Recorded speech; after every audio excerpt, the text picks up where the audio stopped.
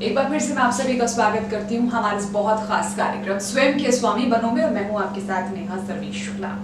अक्सर आप लोगों के साथ भी ऐसा होता होगा कि आप कहीं जाते हैं, मतलब किसी भी मंदिर में या किसी भी जगह, आपके मन में जो इच्छाएं होती हैं वो आप सामने रखते हैं और वो इच्छाएं आपकी पूरी हो जाती हैं, यानी कि मांगने पर आपको बहुत कुछ मिल जाता है।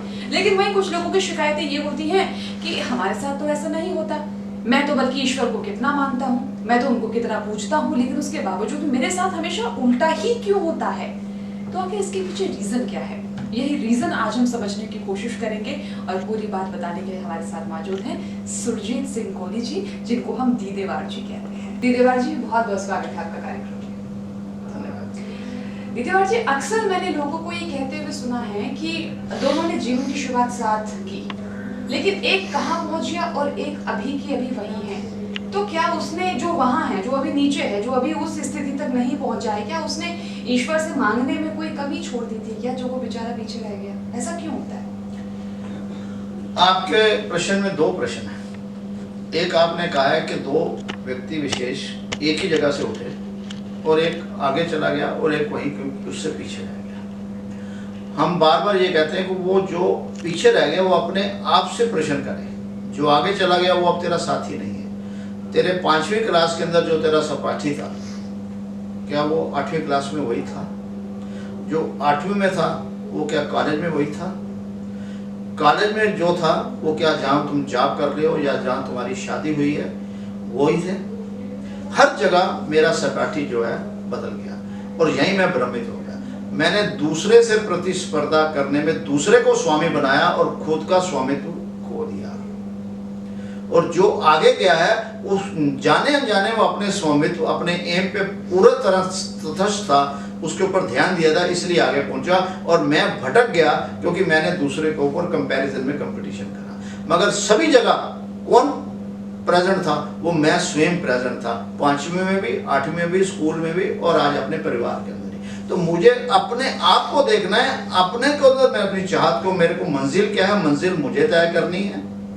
और मंजिल तय करने के लिए उस पड़ाव पे जाना है। जैसे पहली क्लास के बच्चे ने पहली पे ध्यान दिया और उसने 10th पे ध्यान नहीं दिया। मंजिल उसकी स्कूलिंग की थी और मंजिल को भूलकर उसने पहली पे ध्यान दिया, फिर दूसरी पे ध्यान दिया, ऐसे ऐसे वो स्कूल पूरा हो गया, मंजिल मिल गई।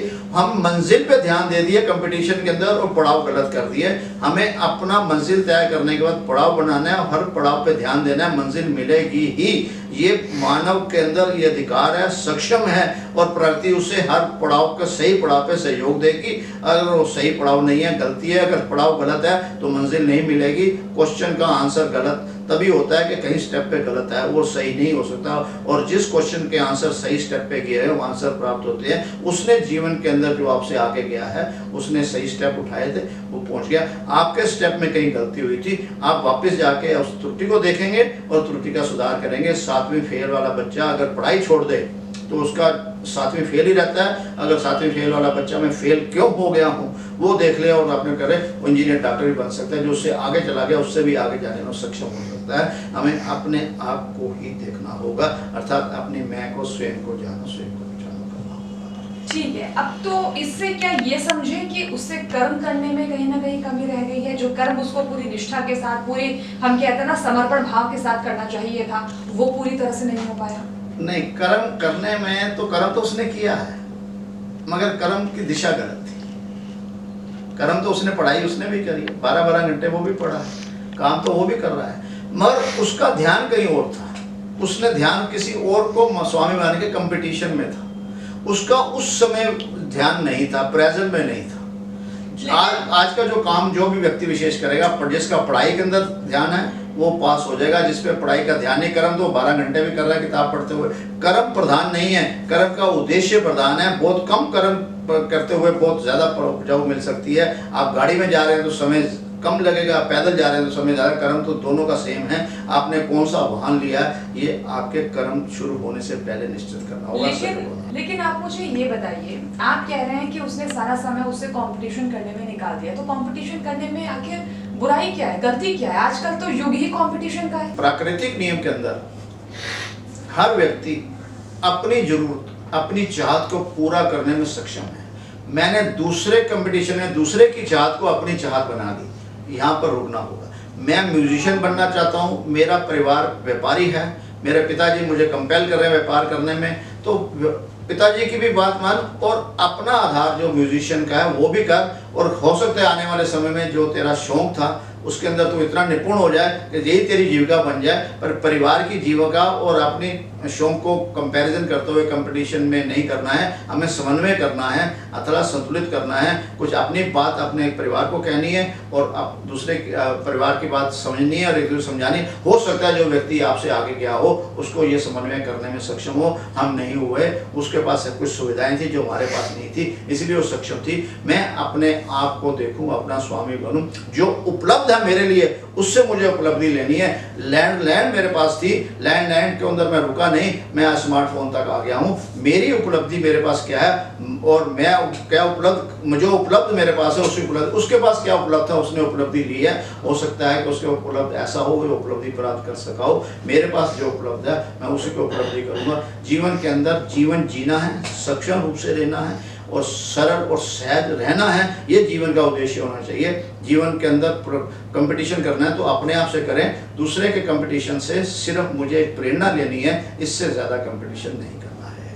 अब आप मुझे ये बताइए कि आपकी नज़रों में कंपटीशन की सही परिभाषा क्या है? अगर हम एक क्रिकेट में वर्ड आता है लाइन और लेंथ, वो क्या, वो कैसे हम इसको जीवन में लेकर आए?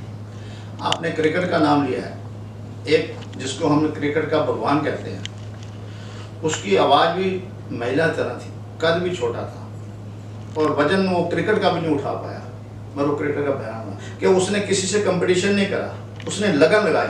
लगन लगाने से पहले स्वीकार करा, स्वीकार करते हुए उसने लगन लगाई और पूरा समर्पण देते हुए वो क्रिकेट का भगवान तक कहलाया है वो व्यक्ति विशेष, क्योंकि उसने भीतर जाकर कंपटीशन नहीं करना, वो अपने आप ही चलता रहा। उसके ऊपर कई लोगों ने कितने भी कटाक्ष कसे, पर वो अपने नियम पे, अपने रास्ते पे दृढ़ रहा और कामयाब हुआ। तो हमें कितने भी रुकावटें आए, हमने अपने जीवन का चालक बनना है। रुकावटें, स्पीड ब्रेकर तो आते ही रहेंगे जीवन के अंदर, हमें उसको नज़रअंदाज करना है, क्योंकि हम हर रुकावट को फेस करने में और सोल्यूशन करने में सक्षम हैं। जिसके मन में ये आया वही दूसरे के लिए प्रेरणा का स्रोत बना है, अर्थात बाकी सारी लाइन में। यहाँ पे हम थोड़ी देर पहले कर्मों को लेकर भी बात कर रहे थे। देखिए, किताबों में भी यही लिखा हुआ है कि इंसान जो कर्म करता है वैसा ही फल को भोगता है। अब यहाँ पर मैंने आपसे एक सवाल पहले भी किया था कि क्या उसके व्यक्ति विशेष के कर्मों में कमी रह गई थी, जो उसको थोड़ा सा कम दिया ईश्वर ने, या वो जहाँ था वहाँ पर ही रह गया? तो कर्म इंसान को किस तरीके से करने चाहिए और आपके शब्दों में कर्मों की सही परिभाषा क्या है? कर्म करने से मेरा जो है सजग हो और उसके ऊपर भावनात्मक पूरा समर्पण, मैं कर्म पे ध्यान दूं। कर्म पे ध्यान देने के लिए मैं सिर्फ प्रेजेंट में रहूं तो मेरा कर्म सही होगा। मेरे भीतर विचार कहीं और होते हैं और मैं कहीं और होता हूं। प्रकृति नियम से आने वाले एपिसोड में हम बताएंगे कि जैसे ही मेरा इस जगत के अंदर आगमन होता है तो मेरे पहला श्वास आरंभ हो जाता है, और जैसे ही मेरा पहला श्वास आरंभ होता है तो मेरा जीवन की रफ्तार वहीं से आरंभ हो जाती है। और अखिला श्वास जो अंतिम श्वास है जब मैं ले लेता हूँ तो मेरा जीवन वहाँ समाप्त होकर मेरी आइडेंटिफिकेशन खत्म होकर मैं शव बन जाता हूँ। मगर शरीर जहाँ है वहाँ मेरे श्वास होते हैं, मगर विचार मेरे वो नहीं होते।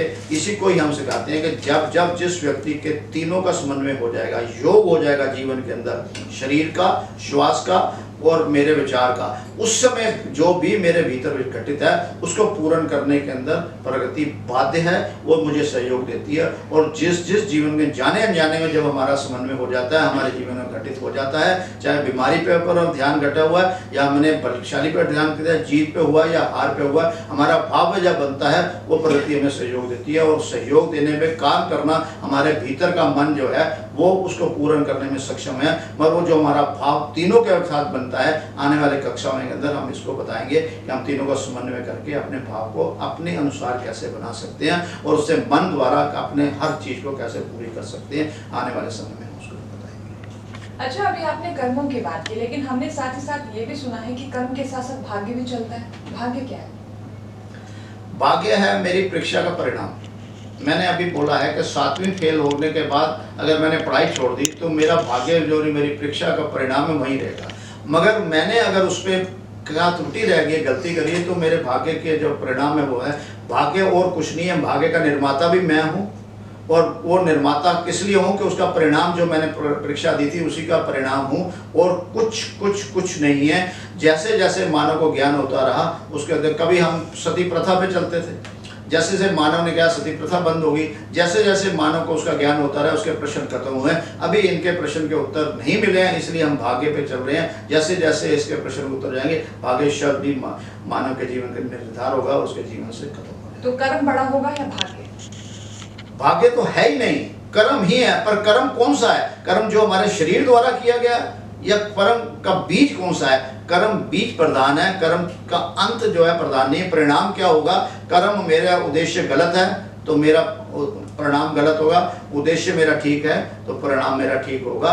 कर्म बीज पे ध्यान देना है, कर्म के परिणाम पे नहीं ध्यान देना है। हमने आप बताया है कि एक महिला जो है चाकू रखती है, वो चाकू से उसका कर्म बना, सब्जी बना दे, रसोई बनाती है तो अच्छा है, और किसी को काट दे तो वही काम है। चाकू का काम जो है वो कैसे ले रही है, उसका कर्म प्रधान कैसा है। एक डॉक्टर जब इलाज करता है तो वो भी एक चाकू से करता है, वो उससे भी हत्या हो जाती है, मर जाता है, मगर उद्देश्य उसका सही होता है। अगर उसका उद्देश्य गलत है तो वो भी दंडधारी होता है। कर्म प्रधान का रिजल्ट प्रधान नहीं है, कर्म बीज प्रधान है। चलिए भाई, तो कर्म की परिभाषा को और भाग्य को आपने बहुत अच्छे से अभी समझा होगा। हालांकि अभी बहुत कुछ है जो हमें आपको बताना है आने वाले एपिसोड्स में। आज के लिए लेकिन बस इतना ही। आपको बहुत बहुत धन्यवाद करना चाहूँगी देवाजी। शुक्रिया।